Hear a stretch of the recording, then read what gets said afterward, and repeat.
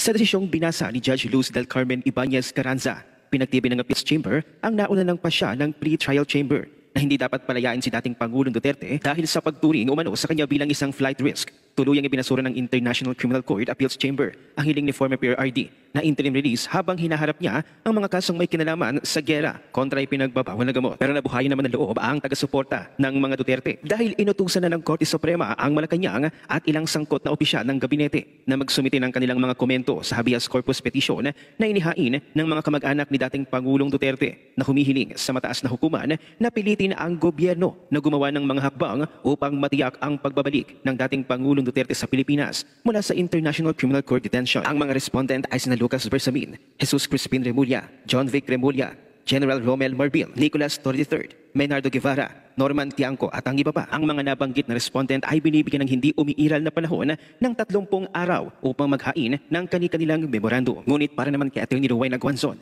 bagamat hindi siya pabor sa ilang bahagi ng war on DRUGs ng dating Pangulong Duterte noon at nang masubukan niyang mag-ikot-ikot sa ibaba, kausapin ng mga ordinaryong tao, ramdam daw nila ang kaibahan lalo na ang kapanatagan na mamuhay ng maayos noong panahon ng dating Pangulong Duterte kaysa ngayong Marcos administration. Hindi ako pabor sa ilang bahagi ng war on DRUGs mo at alam ng lahat yon. Pero nung subukan kong mag-ikot sa ibaba, kausap ang mga ordinaryong tao, ramdam nila ang kaibahan lalo na ang kapanatagan na mamuhay ng maayos noong panahon mo. Dahil sabi nila, bumalik na naman ang mga kriminal na walang kinatatakutan, nag-aabutan na naman ng ipinagbabawal na gamot kahit tanghaling tapat ngayon. Hindi maiintindihan ng elitista ang mga tao na may kasamang adik sa bahay o kapitbahay, lalo na kapag nagbebenta na ng maski electric fan, sinusunt ang nanay o asawa para lang may ibigay na pera pambili ng ipinagbabawal na gamot.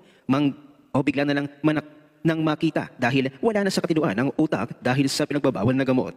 Ang tagal kong tinimbang ito dahil malungkot ako para sa mga inosenteng nadamay na kinamat ang mga pangyayari, pero hindi ko pwedeng ipikit ang mata ko at takpan ang tenga ko sa mga istorya na narinig ko sa palengke, public transport, barbershop at kung saan-saan pa. Ang sa akin lang, dito ka sana nakakulong sa atin dahil sabi nga ni BBM sa mga fugitive abroad na working naman ng legal system natin. Kaya umuwi sila at harapin ang kanilang kaso. Nakita ng administrasyon na ito na malaking tinik nila si Digong dahil tinatamaan sila tuwing binabanatan niya ang kalabisan ng gobyerno. Marami pa ring tagasunod, lalo na sa Mindanao. Imbis na paghilom matapos ang resulta ay mas lalong nagkawatak-watak lang tayong lahat. Papaano naman kung manalo ang petisyon na ito ni Mayor Baste at utusan ng Korte Suprema ang gobyerno na ibalik si Tatay Digong sa bansa? Susunod ba ang International Criminal Court?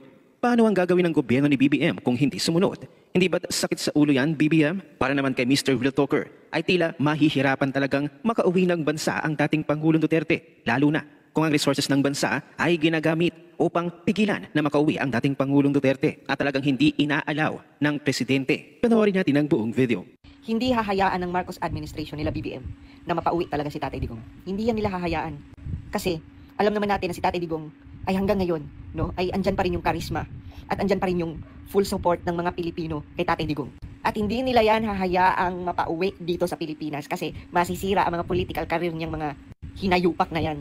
Kaya pansinin niyo mga lords, sa mga totoong issue ng bansa natin na dapat tutok sila sa pagtulong ng mga Pilipino, pansinin mo pag may mga kalamidad and everything, napapansin niyo ba na parang nasa-short yung pagtulong nila, nasa-short yung pagtulong ng gobyerno na to? Kasi iba ang priority ng gobyerno na to pagdating sa pera ng Pilipinas. Pansinin mo, napupunta doon sa corruption, sa flood control, di ba? Napupunta doon sa mga insertions, saan pa? Diyan sa ICC. I'm sure, di ba? May binabayad ang gobyerno natin diyan sa ICC. Wala talaga, no? Kumbaga, nakakalungkot lang na sarili nating kababayan ay, di ba? Itong gobyerno na to ay willing mag-bargain ng sarili nating kababayan sa ibang lahi.